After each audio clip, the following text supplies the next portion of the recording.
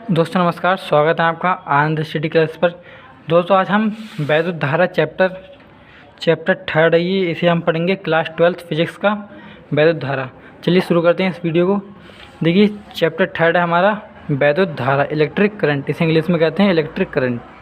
तो देखिए वैद्युत धारा की परिभाषा आएगी, किसी परिपथ में आवेश प्रवाह की समय दर को उस परिपथ की वैद्युत धारा कहते हैं। किसी परिपथ में आवेश प्रवाह की समय दर को उस परिपथ की वैद्युत धारा कहते हैं।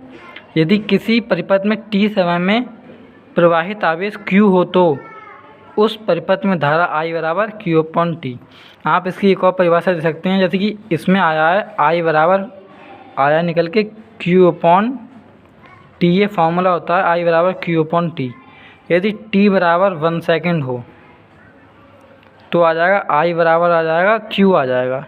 यहाँ से आप परिभाषा दे सकते हैं कि किसी चालक में एकांक समय में प्रवाहित आवेश जो होता है उसका मान विद्युत धारा के बराबर होता है, यानी कि उस परिपथ में प्रवाहित विद्युत धारा के, यानी किसी परिपथ में या किसी चालक में एकांक समय में प्रवाहित आवेश की जो मात्रा होती है वो किसके बराबर होती है? विद्युत धारा के बराबर होती है। लेकिन कब? जब t बराबर 1 हो। या फिर आप यही परिभाषा दे सकते हैं कि किसी परिपथ में आवेश प्रवाह की समय दर को, जहाँ दर आ जाता है वहाँ क्या आ जाता है? t आ जाता है, समय। किसी परिपथ में आवेश प्रवाह की दर को या समय दर को उस परिपथ की वैद्युत धारा कहते हैं।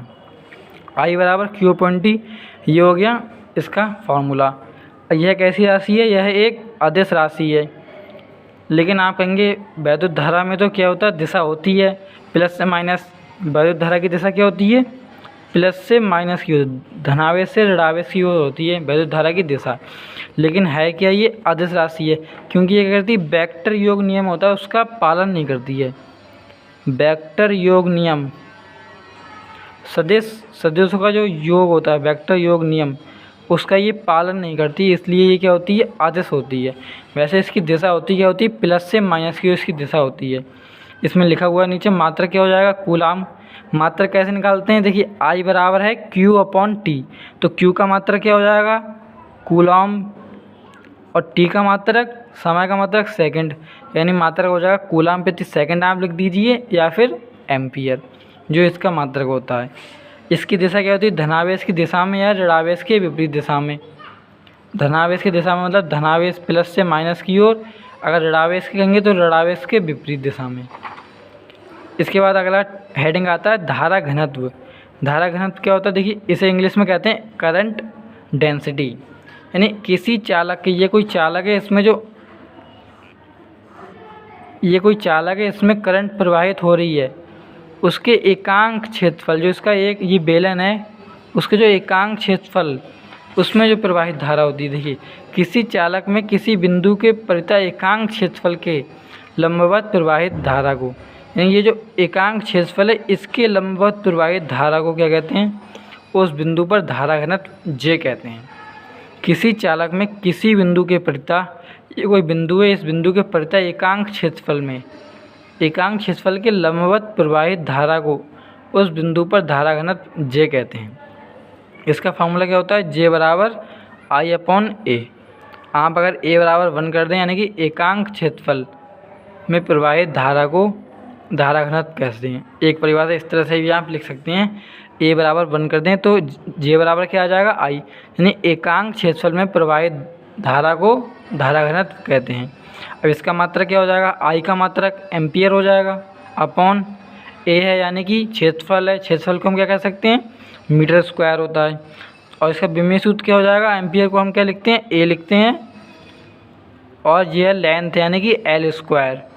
तो ये जब ऊपर जाएगा तो इसका विमीय सूत्र आ जाएगा AL-2। यह एक सदिश राशि है। यह कैसी राशि है? सदिश राशि, यानी इसकी दिशा होती है। आगे बढ़ते हैं, देखते हैं अगला हेडिंग। देखिए अगला हेडिंग है, इसमें चालक में विद्युत धारा या धातुओं में विद्युत चालन। NCERT की बुक में लिखा हुआ चालक में विद्युत धारा, या आप इस तरह से भी पेपर में आ सकता है कि धातुओं में विद्युत चालन पर अपनी व्याख्या दीजिए या व्याख्या कीजिए। तो देखिए धातुएं क्या होती हैं? वो विद्युत की अच्छी चालक होती हैं। धातुएं क्या होती हैं? विद्युत की अच्छी चालक होती हैं। क्यों होती हैं? उनके अंदर फ्री इलेक्ट्रॉन की संख्या बहुत ज़्यादा होती है। जो फ्री इलेक्ट्रॉन होते हैं उनकी संख्या बहुत ज़्यादा होती है। किसमें? धातुओं में। धातुएं क्या होती हैं? विद्युत की अच्छी चालक होती हैं। इसकी व्याख्या मुक्त इलेक्ट्रॉन मॉडल के आधार पर की जा सकती है। ये मुक्त मॉडल क्या है, इसे देखते हैं। इस मॉडल के अनुसार प्रत्येक पदार्थ परमाणु से मिलकर बना है। परमाणु के केंद्र पर धनावेशित नाभिक और कक्षाओं में ऋणावेश इलेक्ट्रॉन होता है। ये तो हम जानते हैं कि प्रत्येक पदार्थ जो है वो परमाणु से मिलकर बना है। और परमाणु में क्या होते हैं? बीच में नाभिक होता है। ये कैसा होता है? धनावेशित। इसके चारों ओर कक्षाएं होती हैं जिसमें क्या होते हैं? फ्री इलेक्ट्रॉन कहते हैं, मूव करते हैं इलेक्ट्रॉन। बीच में क्या होते हैं? धनावेशित नाभिक होता है। किनारे की जो कक्षाएं होती है उसमें फ्री इलेक्ट्रॉन मूव करते हैं। और इसकी जो अंतिम कक्षा होती है, जैसे कि इस तरह से इलेक्ट्रॉन भरे जाते हैं 2, 8, 8, 18 ऐसे करके इलेक्ट्रॉन भरे जाते हैं। तो इसकी जो आखिरी कक्षा होती है उसमें जो इलेक्ट्रॉन होते हैं, जैसे इस सभी कक्षा में इलेक्ट्रॉन होंगे, जो पास वाली कक्षा होती है उस पर नाभिक क्या होता है? ज़्यादा फोर्स लगा के ऐसे बांधे होता है। इसके बाहर वाली कक्षा पे कम फोर्स लगा पाता है। इसके जो और बाहर वाली कक्षा होती है उस पर कम फोर्स लगता है। तो इसी प्रकार जो सबसे लास्ट वाली कक्षा होती है उसमें क्या होता है? बहुत कम फोर्स लगा पाता है नाभिक। जो अपनी ओर आकर्षण बल लगाता है नाभिक, वो बहुत कम होता है। तो क्या होता है? देखिए, प्रत्येक पदार्थ परमाणु से मिलकर बना है। परमाणु के केंद्र पर धनावेशित नाभिक और कक्षाओं में ऋणावेशित इलेक्ट्रॉन होते हैं। लेकिन जो इलेक्ट्रॉन नाभिक से दूर होते हैं, मतलब लास्ट या बाहर की कक्षा में होते हैं कतई, तो उन पर आकर्षण बल क्या होता है? कम लगता है। यानी कि नाभिक जो बल लगाता है आकर्षण बल, वो उन इलेक्ट्रॉनों पर क्या कहता है? कम लग पाता है। यदि इन इलेक्ट्रॉनों को थोड़ी सी भी ऊर्जा मिल जाए, यानी अगर थोड़ी सी भी इन्हें ऊर्जा मिल जाए तो ये करते हैं अपनी कक्षा छोड़ देते हैं। यदि इन इलेक्ट्रॉनों को थोड़ी सी भी ऊर्जा मिल जाए तो ये अपनी कक्षा छोड़ देते हैं और पदार्थ में परमाणु के बीच खाली स्थान में अनियमित गति करने लगते हैं। मतलब इधर उधर भागने लगते हैं, अनियमित गति करने लगते हैं परमाणुओं में।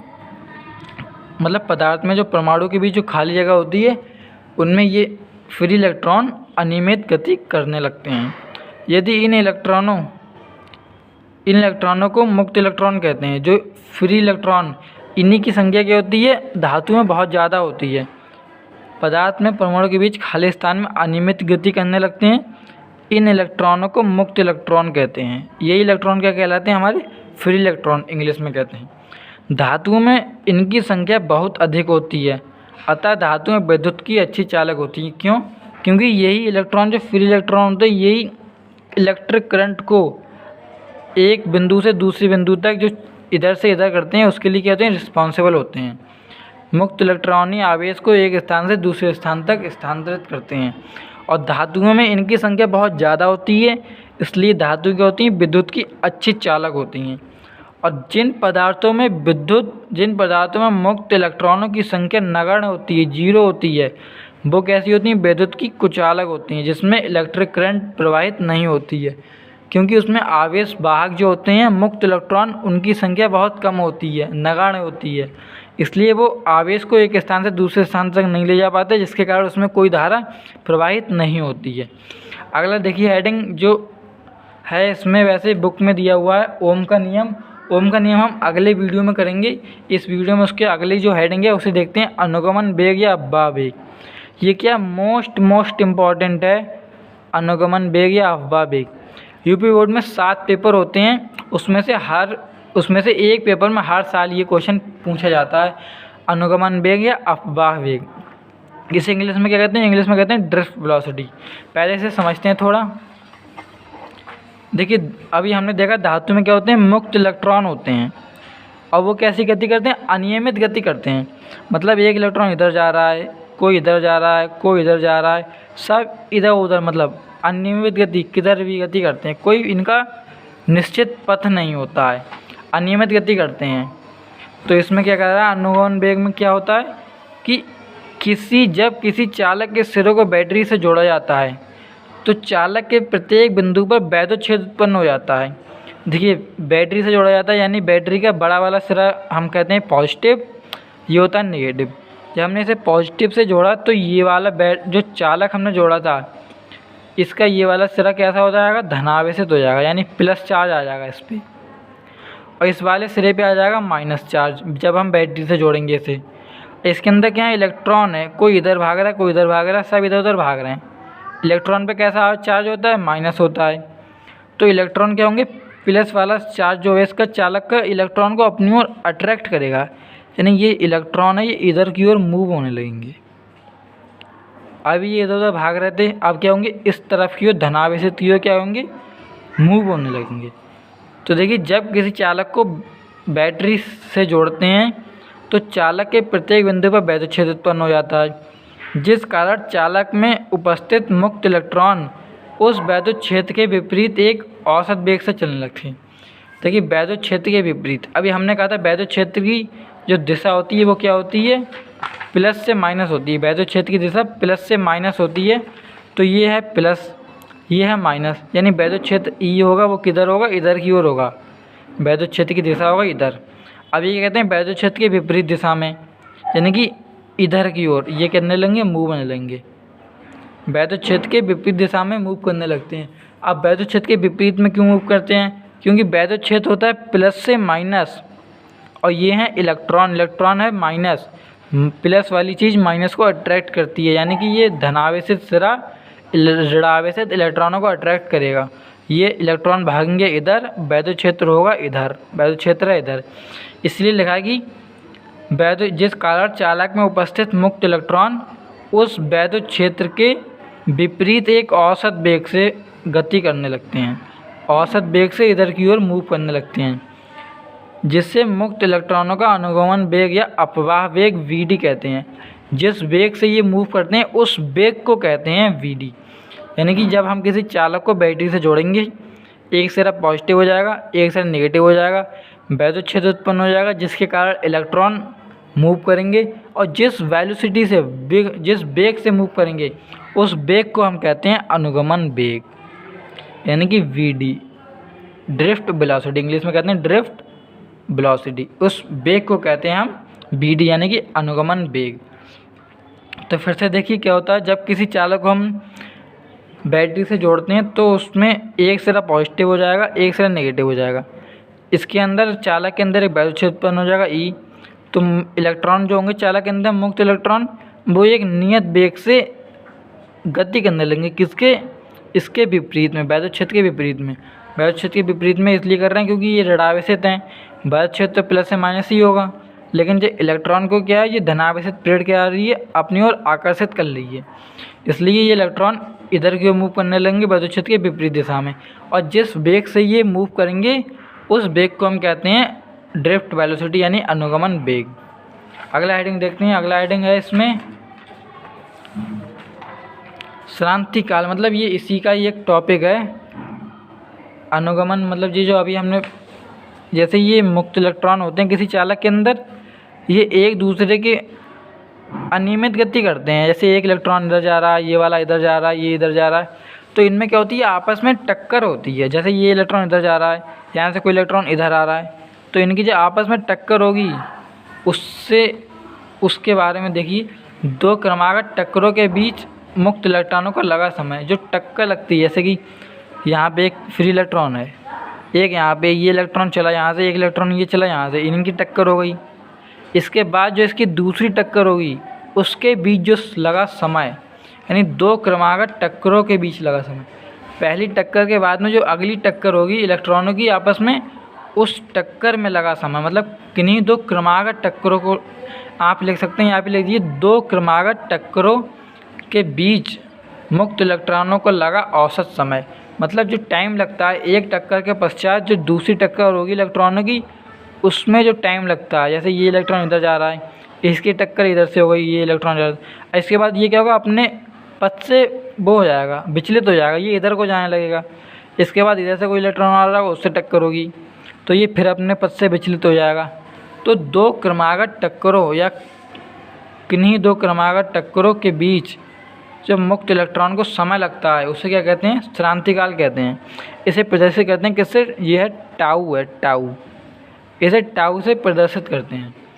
किन्हीं दो क्रमागत टक्करों के बीच लगा समय क्या कहलाता है, श्रांतिकाल।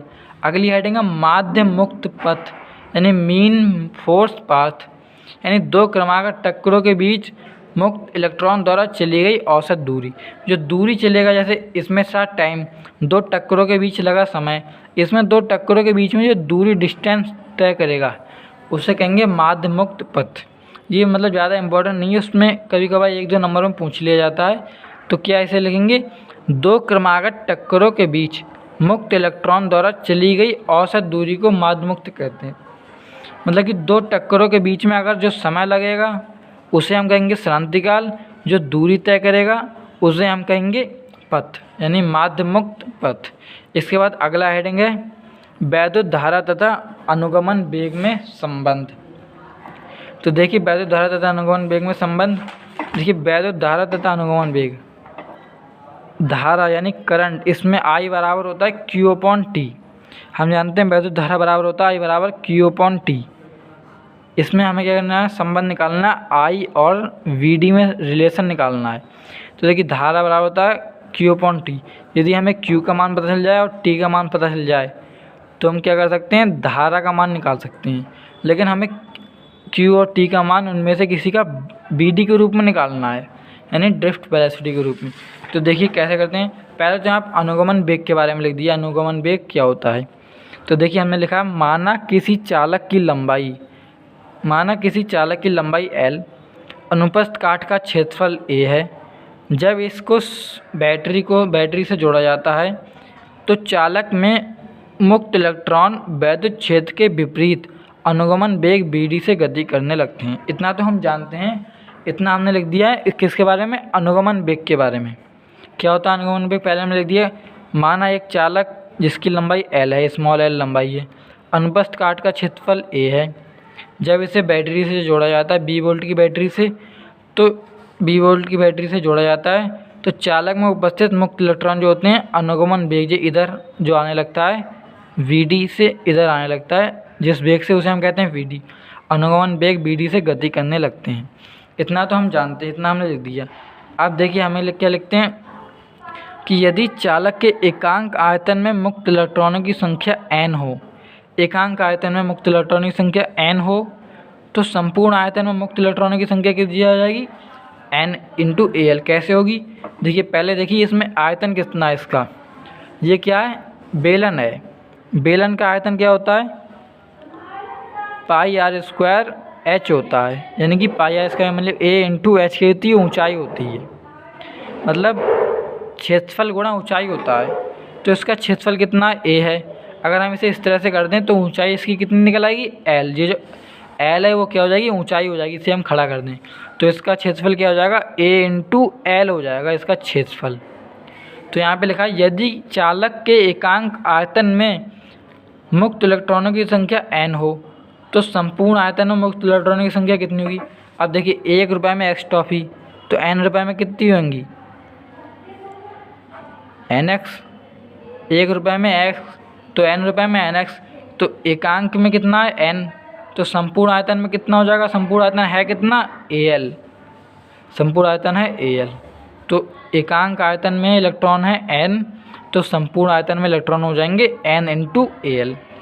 अब यदि एक मुक्त इलेक्ट्रॉन पर आवेश E हो, यानी कि स्मॉल e आवेश हो, तो चालक में सभी मुक्त इलेक्ट्रॉनों पर आवेश कितना हो जाएगा, कैपिटल Q हो जाएगा। क्या, चालक में उपस्थित सभी, इसमें जो उपस्थित आवेश है उसका मान आ जाएगा Q। तो कितना हो जाएगा, ये एकांक पे इलेक्ट्रॉनों की संख्या कितनी है, इतनी, और एक इलेक्ट्रॉन पे आवेश है E, इतने इलेक्ट्रॉन हैं तो इतने इलेक्ट्रॉन पर कितना आवेश हो जाएगा, NaL। इतना आवेश, इतने इलेक्ट्रॉन गुणा E, एक आवेश, ये क्या हो जाएगा, आवेश। देखिए हमें Q पता चल गया, I बराबर Q/T होता है, हमें T और निकालना है। Q बराबर पता चला गया NaL × E। देखिए T हमें निकालना है, T क्या होता है, समय होता है। इन मुक्त इलेक्ट्रॉनों को चालक को पार करने में लगा समय, इन मुक्त इलेक्ट्रॉनों को चालक को पार करने में लगा समय निकालेंगे, यानी कि T बराबर क्या होता है, समय। समय बराबर होता है दूरी बटे चाल, डिस्टेंस अपॉन वेलोसिटी, दूरी बटे चाल। तो दूरी कितनी है, चालक की लंबाई है L लंबाई पार करनी है उन्हें इधर से यहाँ तक, तो L लंबाई हो गई, BD वेग से पार कर रहे हैं, यानी समय बराबर दूरी बटे चाल, दूरी हो गई L, चाल हो गई BD चाल से पार कर रहे हैं, यानी कि अनुगमन वेग जो BD है। तो टी बराबर आ जाएगा L/BD, यानी कि समय बराबर दूरी बटे चाल से टी बराबर L/BD। अब हम क्या करेंगे, हम जानते हैं चालक में प्रवाहित आवेश प्रवाहित धारा I बराबर Q/T। अब Q का हम Q और T के क्या रख देंगे मान। Q का मान देखिए यहाँ पे निकाला, Q बराबर NaL/E। यहाँ पे रखेंगे Q बराबर रखेंगे NaL/E अपॉन T का मान रखेंगे L/BD, यानी कि L/BD। और ये BD क्या हो जाएगा, ऊपर चला जाएगा, इसके बाद L से L कट जाएगा, आंसर आ जाएगा I बराबर NeA/BD। यही क्या है, वैद्युत धारा और अनुगमन वेग में संबंध है। देखिए यहाँ पे अगर x/2 के बट्टे में 4/2 या कुछ भी है तो इसकी इसमें गुणा होती है और इसकी इसमें गुणा होती है। यहाँ पे क्या था, यहाँ पे था NaL/E अपॉन में L/BD। अब देखिए इसके बट्टे में कुछ नहीं तो क्या है, 1 है, यानी इसकी इसकी गुणा होगी, इसकी इसकी गुणा होगी, तभी आया है NaL/E गुणा इसकी किससे हो रही है, BD से, यानी कि गुणा BD बट्टे में 1 × L, यानी L ही रहेगा, L से L कट गया, I बराबर आया NeA/BD। यहाँ पे कंफ्यूज नहीं होना आपको। जैसे 4 टर्म हैं तो उनमें क्या होता है, बीच वालों की आपस में गुणा होती है, लास्ट वालों की इस तरह से होती है। या आप इस तरह से समझ लीजिए 1/2/2/4 है, तो ये जब ऊपर जाएगा तो क्या हो जाएगा, पलट जाएगा, 1/2 गुणे ये हो जाएगा 4/2, इस तरह समझ लीजिए यहाँ पे। तो NaL/E अपॉन L/BD है, तो BD क्या हो जाएगा, ऊपर चला जाएगा, मतलब इसकी गुणा करेंगे तो ये क्या हो जाएगा, पलट के गुणा हो जाएगी, ये समझ लीजिए। BD/L हो जाएगा, L से L कट जाएगा, I बराबर आ जाएगा NeA/BD। यही वैद्युत धारा और अनुगमन वेग में संबंध है। दोस्तों इस वीडियो में इतना ही। अगला वीडियो आएगा उसमें हम क्या करेंगे, ओम के नियम से स्टार्ट करेंगे। ओम का नियम से भाग 2 में आएगा, भाग 2, ये भाग 1 है, भाग 2 में ओम का नियम से स्टार्ट करेंगे। और जो इसके NCERT न्यूमेरिकल हैं वो भी जल्द आने वाले हैं। NCERT न्यूमेरिकल जो NCERT बुक में दिए होंगे वही न्यूमेरिकल सॉल्व कराएंगे। इसके बाद जो भाग 2 आएगा उसके बाद में हम NCERT न्यूमेरिकल को सॉल्व करेंगे और दोस्तों अगर आपने अभी तक हमारे चैनल को सब्सक्राइब नहीं करा है तो सब्सक्राइब कर लीजिए। इस चैनल पे आपको क्लास 12th की मैथ्स से रिलेटेड, फिजिक्स से रिलेटेड सारी वीडियो अपलोड कराई जाएंगी। Thanks for watching friends.